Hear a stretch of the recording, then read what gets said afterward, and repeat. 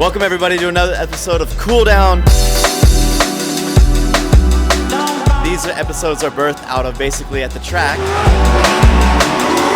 When the cars are cooling down, you've had a good day, you get together and chat.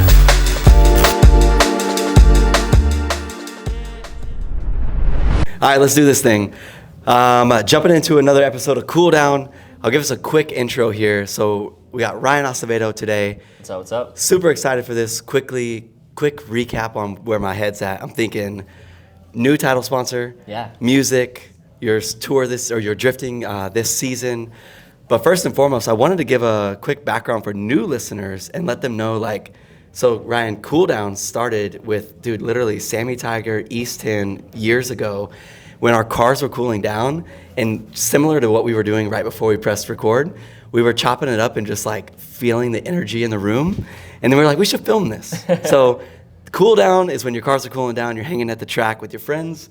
And that's kind of how this was born. Yeah. Since then, we've had some guests you guys can find on YouTube in the past. But today we got Ryan Acevedo, dude.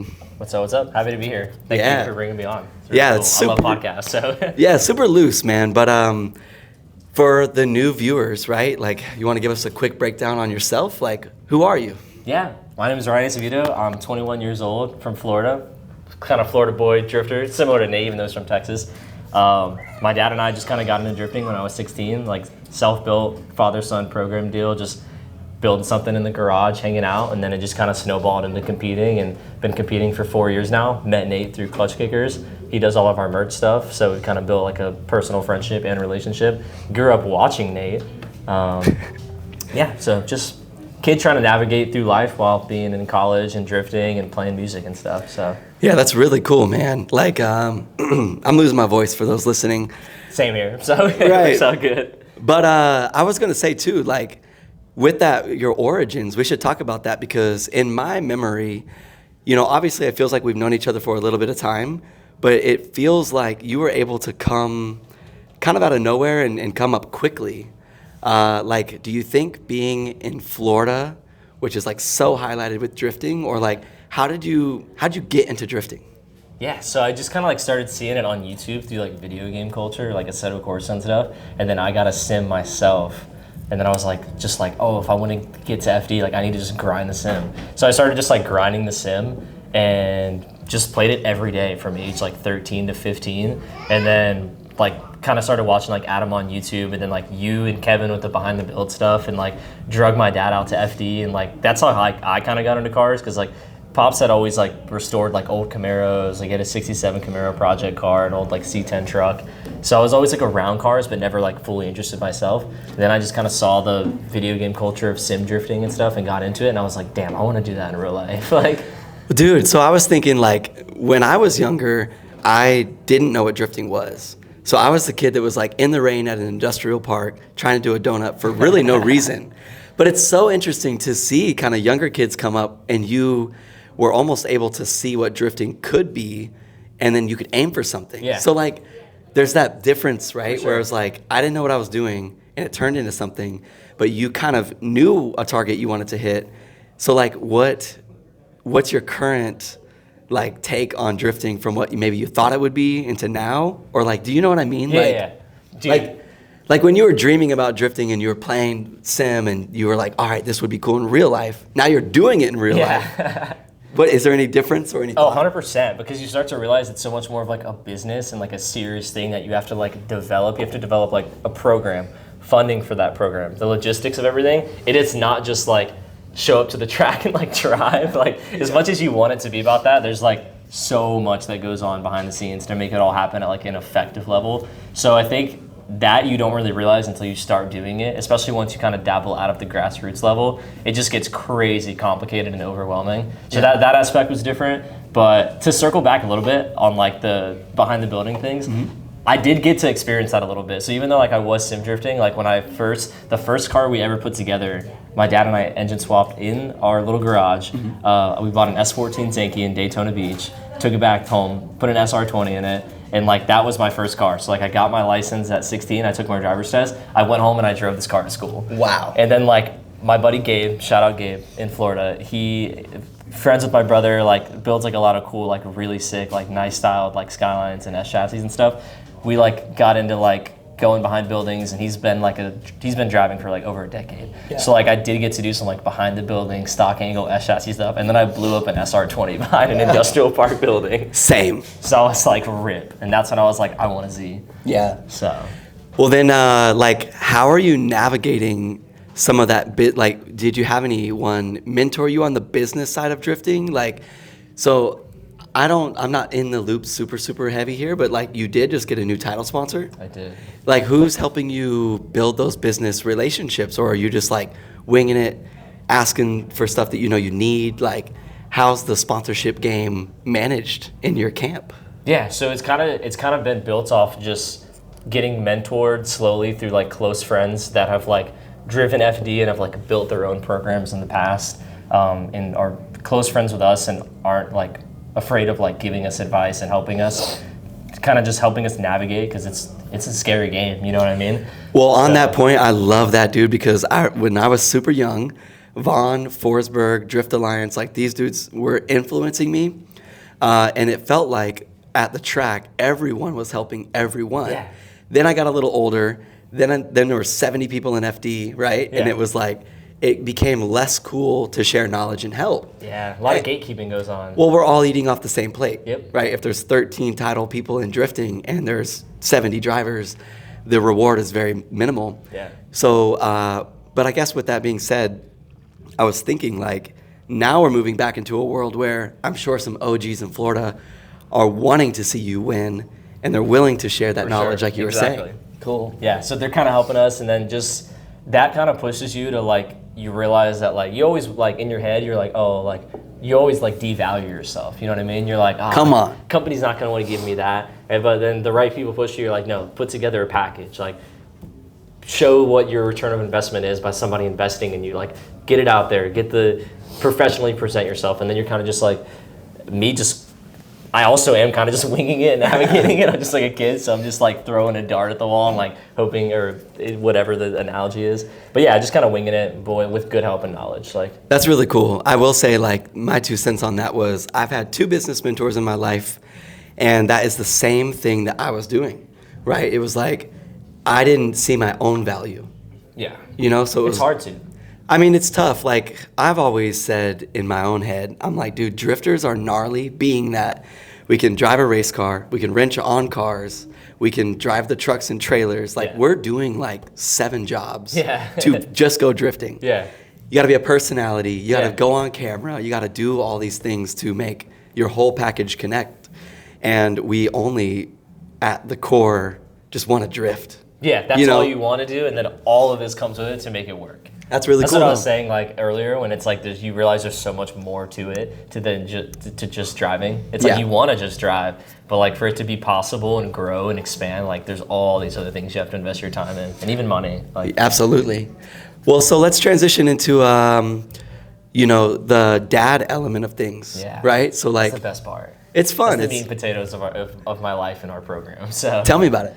Yeah, so my dad and I, we've always been close, but man, once we started drifting, it just became the most awesome thing. Like we do it together, and it's like, if something were to happen, like I would stop drifting. Like, wow. It's like, it's a me and him thing. Like it's not a me thing. Like it's like, I get so much joy out of just like hanging out with him, and just, even though he primarily wrenches on the car and handles that side of it, like just like being in his presence, helping him out, even if it's just holding the flashlight, like I'm just like, this is awesome. It's like, we didn't make a lot of memories growing up, just because like he worked a lot and I was just kind of doing my own thing. So like now that we're able to just spend a lot of time together, like at the racetrack, when we're like hanging out on weekends, prepping, like dude, it means so much to me. So that's so cool, dude. Yeah, like it's awesome. I can relate, and I just think for us, right, talking now, it's like, we definitely gotta cherish these moments. Yeah. Like dude, life is short, man. And I'm coming from a world where my dad was the dude who didn't know about motorsports. And to your industrial park comment, S13 runs into a pole, calls dad. Yeah. Dad, I'm over here in Plano. Come get me. Tows me home. What are you doing? Yeah. I'm drifting. What the heck, dude? Whatever. Like he just didn't necessarily care as much until I got an open bed trailer and we started going to like real events. And he loves drifting more than me now. Yeah. With that being said, same thing. He watches like more drifting content, more drifting podcasts. Like he is more invested like into just like loving it and learning about it than I am. I'm like, it's so cool, dude. Yeah, it is. But check this out. Then I'm a little older than you, so it was like, okay, cool. Let's make drifting make enough money to do what we need to do. Meaning, even if I did one event a year and I knew that single event cost me $3,500, let's get a partnership going to where I can earn $3,500 to do the one drift event a year. Yeah. That way it pays for itself, right? And in that process, something happened with me and my dad where, I guess there's like checks and balances, there's results, there's, the idea that if a mechanic does something wrong and you blow your engine, who's to blame? How does that work? And so I started getting into a position where I was able to hire like staff. Like I have like mechanics that wrench on my cars. And I think somewhere, Dad, if you're listening, I mean this with love, but it's just like, I think somewhere along that line, my dad almost started stepping away from it because it was like, I couldn't necessarily like yell at my dad, right? Like I couldn't be like, yo, Dad, you didn't check the tire pressure, whatever the case may be. And it turned more into just like a business, if you will. Yeah. But also it alleviated any monetary support that maybe they were giving me. Yeah. So now it's like they don't have to pay a dime for Nate to go drifting, but also they're not as involved. Dad's not as involved anymore because the responsibility is given to the guys who are paid to do it. Yeah. And so I feel for you in a way where you're at the moment where you and your dad are just having so much fun. Yeah. Everything's but it's working. slowly evolving into that. And it's going to be a weird, or it could be a weird moment where you go, all right, Dad, like, how do I punish the crew if we fuck up? Yeah. Like, how do I monitor that? Because if it's a business and you have an employee that isn't able to, let's say, either do what he says or accomplish the goals that you've signed him up for, now you have a, like, kind of, you're limping. Yeah. Like, as a team, you're like, I can't win this race because, right. Yeah, exactly. And so my dad will laugh at this one, but literally just like physical eyes and glasses. He never wanted to wear his glasses at the race. I'm like, bro, you're clicking my suspension. You need to see what you're doing. He was such a hard head. So it's been funny, but I guess just to talk out loud again, it's like me and Dad are at the track far less now. And in your, like what I see out of you would be like a golden sunset with me and my dad, where you're in that moment with your dad. So cherish it, dude. Yeah, no, for sure. For sure. But yeah, so that's interesting. But I always think back to motocross, meaning when I was younger, my dad being involved was not cool. When I was a very young kid, the fact that my dad would go to the race and change my tires, like I was made fun of. Like, oh, some people hate it, dude. That's what I'm saying. They're like, there's like negativity that comes my way from it. Right. But it just like is what it is. Like, it's people aren't gonna understand it. You know what I mean? Like, everybody's got a different perspective on like life and the way things like happen. So like, if they're not in the same position, they'll like never be able to understand. But listen, karting, motocross, these kids are like actively in motorsports at 6. Yeah. And their dads are training them, and their dads are why they're even doing it. Yeah, exactly. So I'm like, dude, with drifting, all the dads, the better. Yep. You know what I mean? 100%.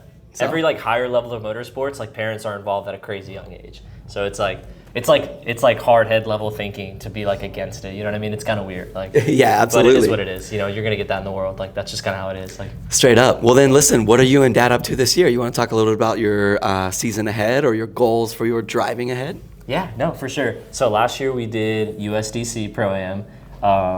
Had a little bit of a rocky start and then clinched 2 back-to-back first place finishes, round 3, round 4. Congrats. Which put us in, thank you, which put us in second place for points. We were so close to first. Like, I think we were like, don't quote me, like between like 8 and 16 points away. Had we like won one, I think I did the math, if I had won like progressed one battle further at like round 1 or 2, we would have like took first place. I was like, damn, we were so close.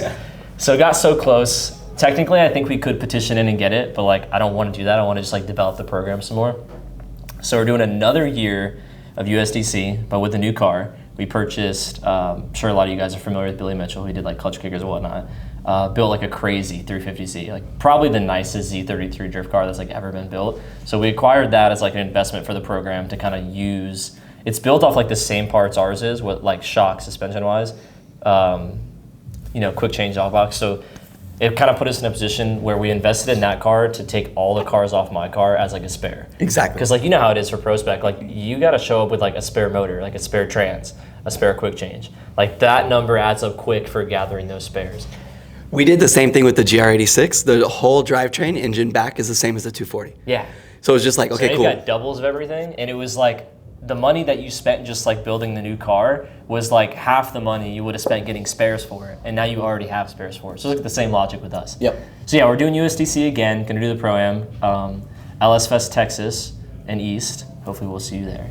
I want to battle you in the finals for that. Let's go. And then we're doing the 4th of July Drift that Drift HQ puts on. Love that event. Super sick facility. The vibes are awesome. And then I want to try and do some of the Englishtown stuff. Yeah. Like the Unlimited class on the FD layout. Yeah. I think that'll be sick because like Pro Spec runs there. So it'd be dope to like take the car there, figure out some setups, like, and like a lot of FD dudes to do that Unlimited Gambler Series because it pays out decent money. So. Dude, I love that track. I went there for the LZ drove it, World. right? Yeah, dude. The World I won that thing. Oh, did you? First time. Sorry, I don't. No, pay yeah. attention to Instagram all the time. As much as I post, sometimes I just like post and get off. Yeah, no worries, no sorry, worries. I didn't know that. But. No, it was like the FD layout. Went there for the LZ World Tour, and I was like, all right, cool. This looks fun and kind of challenging, and like I love the track. Yeah. Just won the whole race. You were out before that track even popped up, so like you don't have like crazy years of competition experience there. Like. Yeah, my background was like I had XDC at Englishtown, but it was on their road course or whatever you want to call their like main party track. So the new like gambler setup, I've never driven. The figure 8. Yeah, because that was just built like a couple years ago. Yeah, so, yeah. Yeah, that's sweet. Well, that's cool. Well, then let's talk about like your mentality when you're driving. Like I see you with Freddie and Spectune, and you got a lot of cool data on the car now. Yeah. And like, I know for some of us, like we're having fun in the seasons, let's say, but as drivers, we're focusing on progression. Yeah. Like, do you have a goal as a driver? Like, not to say, oh, win every race, but like, are you working on timing or learning tracks quicker or like your tandem transition timing? Like, what would you say as a driver that is your like mental goal to better this year? I think for me, it's honestly just like the confidence in pushing to like 150%. Obviously, like nobody's perfect. Like I need to hone all of those little subparticles of driving in more and more. But like what I learned last year is like the biggest thing always holding you back from winning is just not overall pushing hard enough.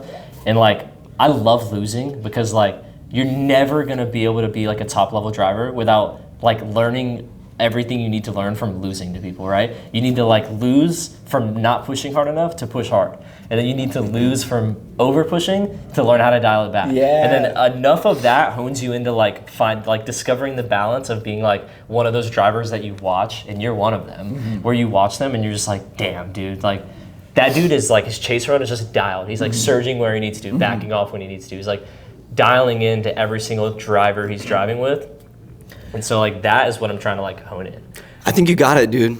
Like I think you really can do it. And you know, I feel like you're right. Like I feel like I'm definitely in a position where I feel confident doing that as well. Yeah. Just because a lot of times I was under driving the car. Same. And then I started trying to figure out like if I do certain things mentally, I'm pushing, but I don't feel it mentally. Yeah. Like I remember like when, let's say we go to Clutch Kickers or, you know, certain events where it's like I go to qualify, maybe I'm 6th, maybe I'm 1st, right? Like, and then I realize that's all I need to do. So there is no more I need to do. And the further I keep going in the event, like if I go 32-16, 8-4, that's around the time 4s, I tell myself like, don't do anything else. Yeah. And then I've won. Like, then I'm like, okay, cool. Like, pushing more and more and more all the way up the ladder usually results in overdriving. 100%. In my opinion. Yeah, I agree. Where I was just like, once you know when qualifying stacks up, you know how to maybe put a better setting in the car, and then mentally you need to work a little less, let's say. That's when I've found the best results possible. And a lot of times, the races I do win, real quick disclaimer, we are in a live shop at 144 Sprint House and Race Studio. Little kids are running around. People are walking through.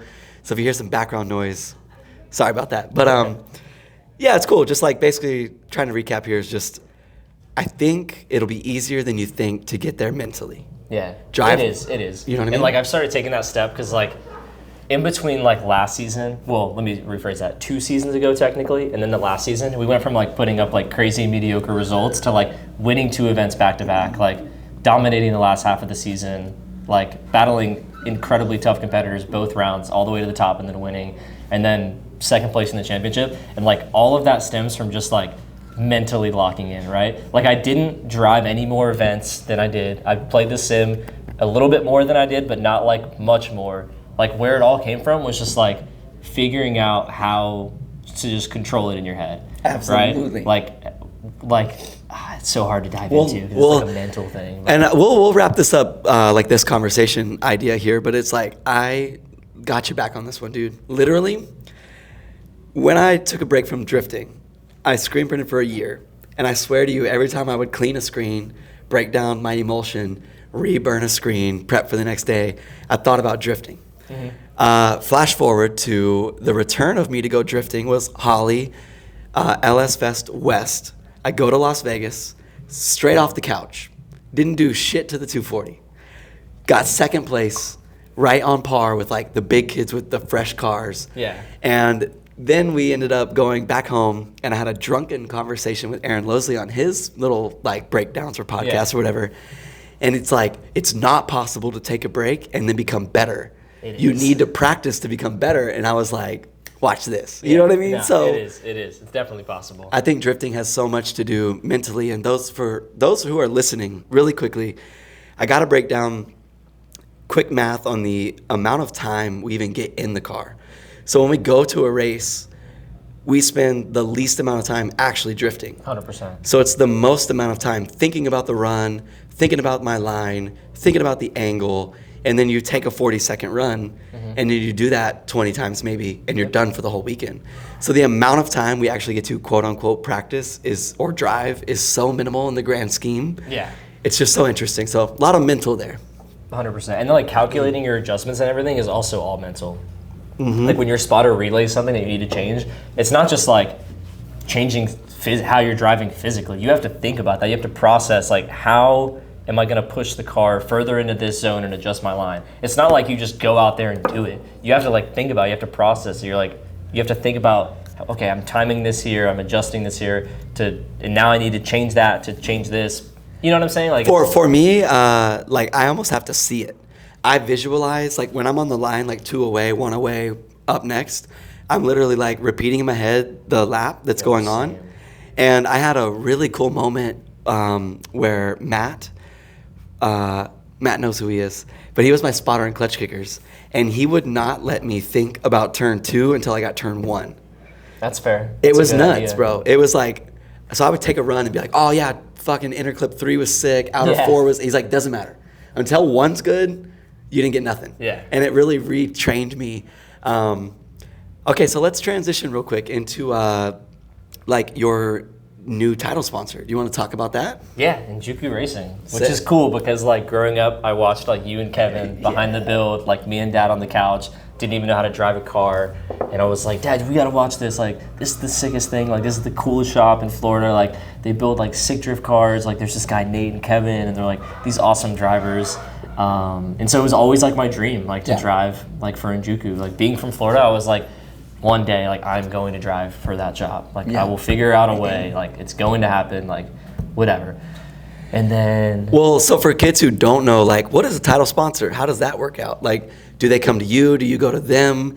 What does a title sponsor mean versus a normal sponsor? Like, you want to break down a little bit of the idea of how you get that big door sticker? Yeah, for sure. I feel like what you just said, I feel like it can be both ways. Like, because obviously sometimes like companies like see value in somebody and they approach you. Like I've had it happen before, but a lot of times it's you presenting yourself to other companies. Because at the end of the day, like you're trying to get like money that's in their marketing budget, let's say, and like they need a reason for you to explain why it's a good investment for them. Because like they're not just burning money. They're not like throwing money at you. They see an investment in it. You need to like present yourself with a package, a return of investment, the audience that you're going to be at, or the events that you're going to be at, the audience that's going to be there, the numbers that you're doing on social media to help drive traffic to their web store, or you know whatever they do. Because sometimes it's a manufacturer, sometimes it's like a web store. You know, whether it's like a tire company producing something, or like Njuku more so doing the selling side of things. Obviously they got ISR doing the manufacturing, but you know what I mean. So yeah, title sponsor is kind of just, it's like, it's your bread and butter. It's they're investing like the most in your program. Typically, I would say, whether it's like finances, or I know sometimes title sponsors can be like, doesn't always have to be direct money. It can be like a shop that is providing you a ton of money and like operating your program side of things, like providing crew and team and travel and whatnot, and not necessarily direct funds. In our case, we kind of run our own in-house program through like our own side of things. Like me and Dad man the car with Kevin, Freddie, David, Noah. Like we have our own program. We handle like transportation, travel, like, and then obviously like companies financially contribute to that. So yeah, we just got Njuku on board, which is cool because I drove for ISR for 2 or 3 years. That door opened up through Kevin, Lawrence, and Devin when I started driving clutch kickers and competing and whatnot. And I met the Njuku guys, and even when I first met you. And so I got on board with ISR with AK, got in talks with them, and they like helped fund like our LS swap and whatnot when we like first painted the car gray in the delivery.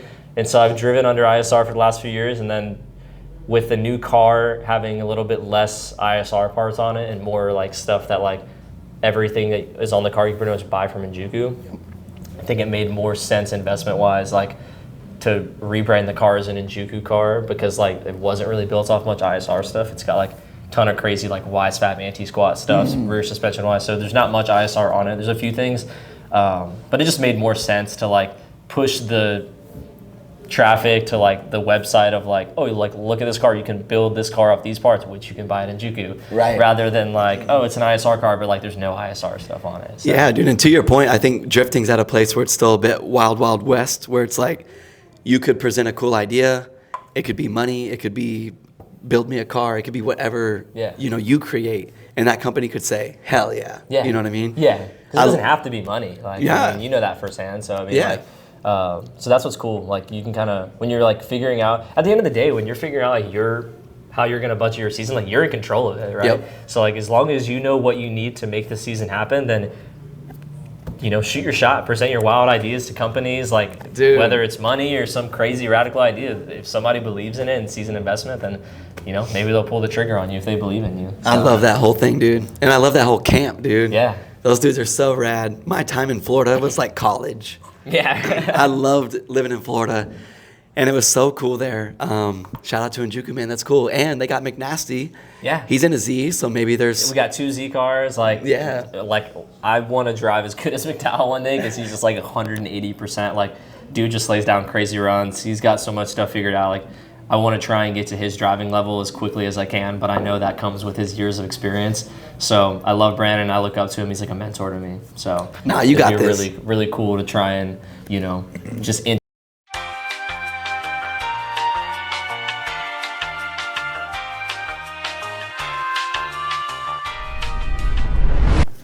hoping that way we can see if it's like error. We're still rolling solo. Okay, let's tell the world. Yeah, what just happened? All right, so real quick, we had a SD card that got filled up. So we missed the whole. We finished the podcast. Finished everything, like another 15 minutes of talking. Finished the whole thing. Went to turn the camera off, and the camera had been off. It was already off. So let's jump back into it. So we were wrapping up the idea of you title sponsor with Njuku. Yeah.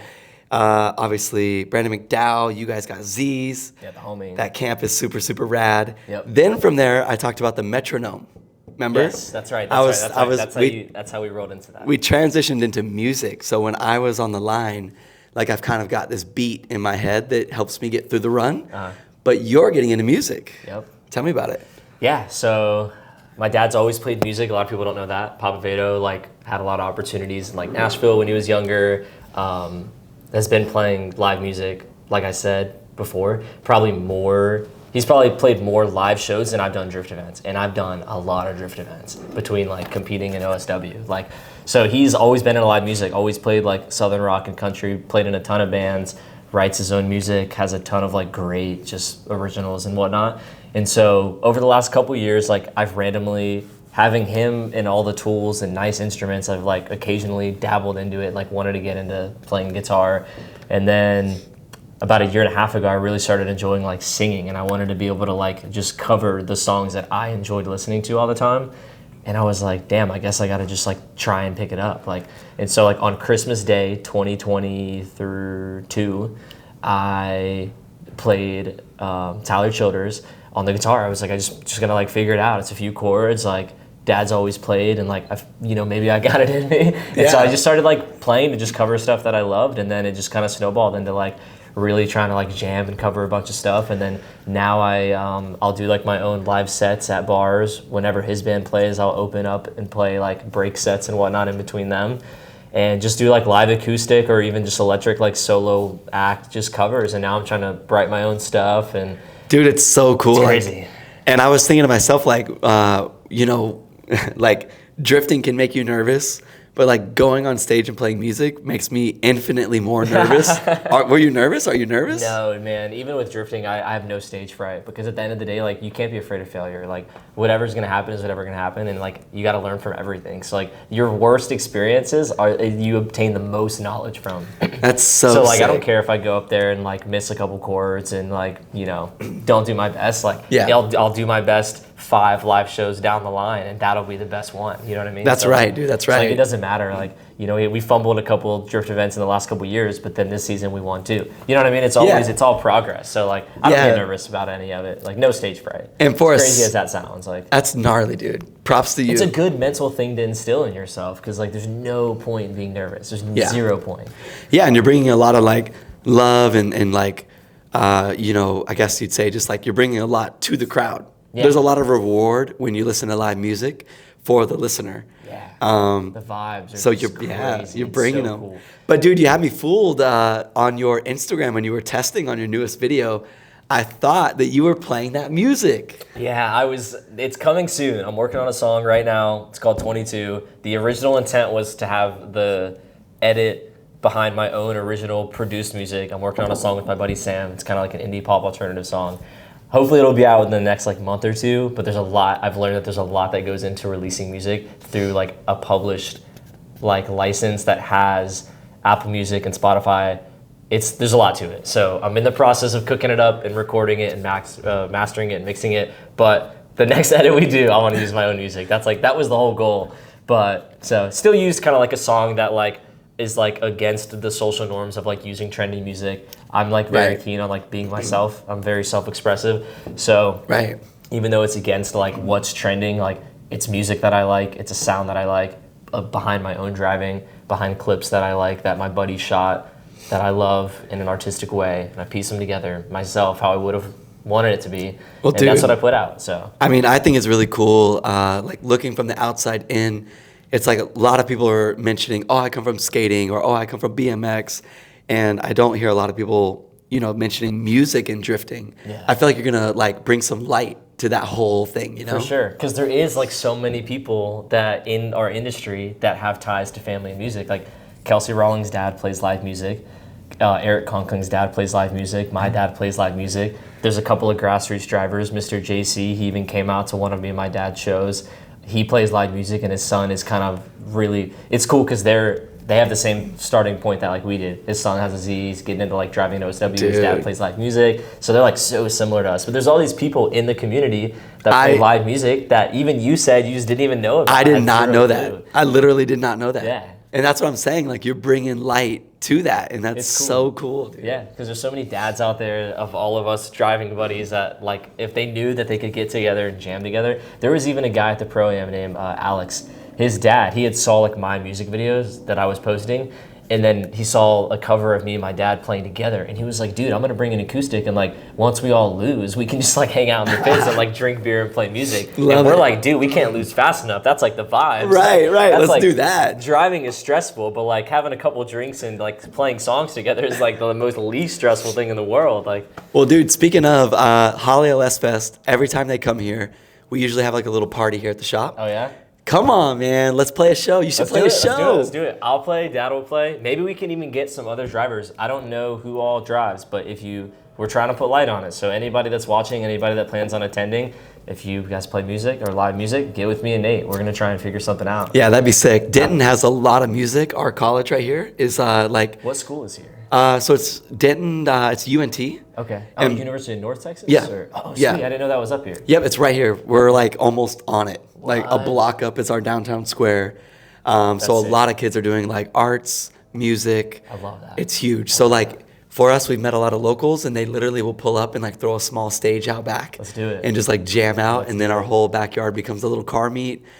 It's really cool. So I was just thinking, Holly LS Fest, you come through, we could put a show together. So yeah. That'd be Let's so do backyard parties, sick. live gig. Like I'll play, Dad will play. We'll do some songs. Like I said, maybe we can get some other people to also play. Just kind of like a rotation throughout the night. Like that'd be sweet. That'd be so music's sick. awesome. It's become a big part of my life. Like it's what I do if I'm not like working or in my college classes or driving. I'm like trying to like find time to play music. I've recently started writing my own stuff. So that's cool, dude. And it's like just expressive and it's art, man. I love that aspect of life. Just reaching into your soul and like figuring out like who you are, and then figuring out a way to like express it somehow and put it into like a tangible format that other people can like take in, whether it's through like music or painting or drawing. Like I don't know, I love it. My friend Liv, she is an incredible artist, and she painted on one of my guitars, and then I loved one of the abstract faces on the guitar so much. It was like I saw it and I was like, it's just one of those things that like reaches out to you and jumps at you. And so I like had it digital scanned, and like Scott,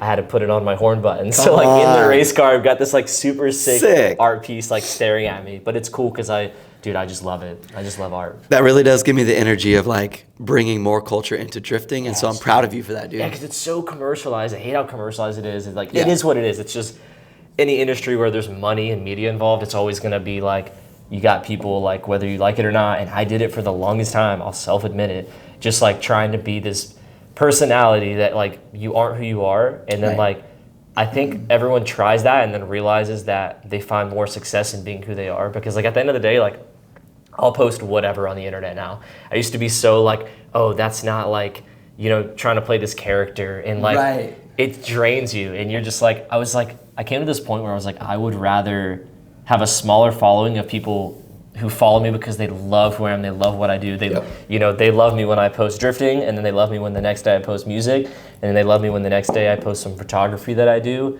That's the following that I want. I want people to like believe in me and love who I am as a person, and follow that for that. Not just like, oh, he's a sick driver and he's playing this persona. Like I stopped worrying about that, man, because that's not real. And I can see it, dude, and it's working. I appreciate that. Like, yeah, it's cool that, and I love it. You know, I just like, you know, I like that I've seen more people enjoy and talk about my stuff when I am who I am, rather than trying to be somebody else. It reminds me of that word, authenticity. Yeah. You know what I mean? Yeah. It's hard, and you have to find that in yourself, because when you're trying to sell yourself to so many companies and people, and you see somebody else like, oh, dude, you're dropping the Njuku guitar. Oh, that would be crazy. But yeah, so that's cool, man. Cool. I think that's really cool. You're blending some new shit into drifting, and it needs it, man. It's gonna be powerful. It needs it. It's gonna be powerful. Yeah. Well, yeah. So remind me, did you have any topics that you wanted to cover? Anything that comes to mind? Any questions? I know a lot of our conversations are blending like business, motorsports. You know, it's not personality. Too. Yeah, no, it's awesome. No, I think we pretty much covered everything. You know, I love your podcast and what you do. I like that you reach into everybody's personality and kind of shine light on like who they are as a person, because like so many drifting podcasts like don't cover that. They just kind of cover like what's your car, what do you do, how long do you wrench on things, like give me the details of your program. But it's like at the end of the day, like everyone at the track behind the wheel is like a unique person with like their own personality, their own traits, their own interests, their own skills, their own artistic values and expressions, whether they see it or not. And we're all like different, have all these like beautiful things about us, and like you are someone who gets to shed light on that and like extract it and like put it out for the world to see. So I love it. That's cool, man. And in the same, might not think on it that deep, but I do. So well, but the same way you're just like exploring and having fun and trying to be your most like organic self. I'm doing the same. Yeah, you are, and that's what I love about you, and I love about your business. Even seeing it here, just the way you operate like a very professional company, but it's you come in here and you're like, this is Nate. Like the way everything operates, the way it's designed and structured, you're like, this is Nate to the core. Like it's Nate core. Like, that's cool to hear. Which is cool because it's like it's your business, something you built. You know, it's awesome. It's your family. It's these guys are your family. Everyone here. Yeah, it's definitely you know, like a dream come true. And I always tell my team that it's like they're empowering this dream to be what it really is. Yeah, you know what I mean? It's a collective effort. Like, it's all these guys. They're out here, like, literally, like, you got guys on that side of the shop, like, grinding out the shirt side. You got Adrian, like, going nuts on the race car. Like, the people in the office, you know, your wife, Bailey, like, going just ham. It's cool, too, because we have some customers that aren't into motorsports, and they're like, T-shirts and cars, that's weird. Yeah, you know what I mean? Yeah. It's cool. But it's cool. I love that you found an avenue to, like, two things you love, because, like, you have a long history in screen printing and whatnot, right? Like, you did it for years. Yeah. So I used to screen print. Basically, I was able to pick up a job where I could screen print, let's say Monday through Thursday, and I would just have a certain amount of work I needed to get done. Then Friday, I could hit the, like, basically pack up, go to the racetrack, Saturday, Sunday, come back and do it all over again. So at a very early age, my parents were able to kind of cultivate, like, I remember when I was about to go to college, they were like, hey, do you want to go to college? And I was like, no, I'm going to be a pro skateboarder. Yeah. And they literally were like, okay, let's get to work. That's sick. And so they never pressured me to do anything, but I built a lot of work ethic. And I remember, you know, so many, like, weekends before I even had a job, I was working with my dad during the weekends. So, like, they just built a lot of work ethic into my nature. Yeah. And so I would screen print, butterflies, rainbows, hated it. I literally hated it. Go drifting, XDC popped off, went drifting full time, burnt out of drifting, and I thought, dude, I could screen print. And I could screen print for the drifting industry, and everyone could bet on a T-shirt, and this would be so cool. Took me the best idea you ever had, man. Life-changing for you. But dude, Ryan, I thought, give me 1 year and I'll be right back to racing. So my 2017 was the last season of Formula Drift. 2018, didn't touch a steering wheel or a pedal. Yeah. 2019, did a few events. 2020, kicked off and we started getting into it. But it was definitely a journey, and looking back on it, leaving Formula Drift to go manually screen print, it sounds crazy. So it sounds crazy, but me and my dad just had this conversation on the way here. Sometimes you take these steps that in your head seem like a huge setback. You're like, wow, I'm like taking this giant, I'm steering myself in this crazy direction, and it's gonna seem so bad for a short amount of time, but you can't let yourself think negative on it, because like then you see the result of what that choice and that change in direction laid out 3 years later. Well, that's what I was gonna say. The imagery of today, I literally seen in Florida. Yeah. So when I was with Njuku, I kind of had a moment where I realized, whoa, like none of this is mine. You know, like Ken was helping me with engines, Bub, Ant, the whole program. Like I was kind of a cog in a really cool machine. Yeah. And I realized, you know, watching a few drivers come in and out of the camp, like, oh, I could be another driver that maybe is just gonna not be in the camp soon. Yeah. And so I kind of had that realization, and what I knew I loved to do was create. And so that's when screen printing, I knew I could get one machine, then two machines, I could just grow it. Yeah, you could expand it into like a giant business, which is cool because you do the motorsport stuff, local business stuff. Yep. Like it's neat, man. It's awesome. Yeah. So I had very cool. I had that image back then of today. And nowadays, to be completely honest, I feel like, and especially with the new GR86, like maybe Adrian would ask me like, all right, what's next? And I don't know. Yeah, you're just like, I'm accomplishing the current dreams, and I do not know what's next. Yeah. And that can be a bit scary. So I need to like dream a bit more right now. Yeah. Because a lot of the dreams are coming true. That's good, but dude, that I think instills so much success in people when you like. I don't know if manifesting is the word to use, because I know that you can get like deep into manifesting. But like I always think about things before they happen. Like when I envision myself on the podium, right? I think about like, how are the vibes going to be? Like, imagine me and Dad and the crew celebrating and partying, like, with the trophy in our hand. And then I'm like, how do we make that happen? Or I'm like, I envision ourselves with, like, a better car and then, like, a better, well-defined program. And then, like, when you think about that and you dream about it, yep. you make all your choices around making that happen. I'm all into that. So I think the same way, dude. Like, I remember before Clutch Kickers, I ran, like, 3 miles around the neighborhood every single day as, like, a random 18-year-old kid. And I was just like running and listening to this music that would be like very thought-provoking. And I would just like imagine myself like leaving the line, like hitting the layout, like just thinking about everything. And then we went and had like a great event, and like watching those unfold in front of me as I sit on grid takes all the stress away. Because you're like, I've thought about this, like I'm gonna do this. Like that's real. I fully believe that. Yeah. Like I do that myself, yeah. you know? That's so cool, dude. The power of like connecting with yourself and imagination and just like believing in yourself is way beyond what most people think. Like, Yeah, like if you don't see it, who sees it? exactly. If you don't know, nobody's gonna see something for yourself. Like that was everyone's in their own world, their own priorities. Like you got to believe in you, or else no one else is going to. my business mentor taught me how to eat an elephant. You know what I'm saying? He was like, "How do you eat an elephant?" And I was like, "Ugh," and he's like, "1 bite at a time." Right? Or how do you hit a target that you don't have? You can't hit a goal if you don't have one, right? So some of those little things stuck in my brain so much where I was like, whoa, you know, you could get from hand screening in a 1,000 square foot shop to growing into a 6,000 square foot shop with race cars and screen printing if you do it one step at a time. So I'm just kind of a little like complex of that, you know? Yeah. But you're on the same journey, dude, and I'm so proud of you. I'm trying. Thank you. Well, I'm so proud of you, dude, and I'm so proud to watch you grow. Thank you. And you're so young, and you got so much coming for you. And to the point that we made earlier, you got to remember that for yourself. Yeah. For when you're pitching, and you're at SEMA, and you're driving. Yeah. You got to make sure that you are the best you, and you believe in you, and you know your value. For sure. And take that home with you, dude. Yeah, absolutely. Well, speaking of, I think we might wrap this up here. I feel like we covered a lot that I wanted with music, your dad, the new program, the new car. Pretty much everything.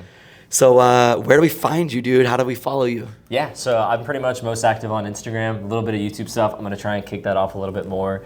Everything is just my name, at Ryan Acevedo, RyanAce, V as in Victor, EDO. So I pretty much post all my stuff there. I'm going to really try and ramp up like the Instagram content and reels. Like I want to get a little bit more creative. So that's our goal for the year, is make more content, kind of grow a following. So check us out there. We're going to be putting out a lot of cool stuff. So love it, dude. Love it.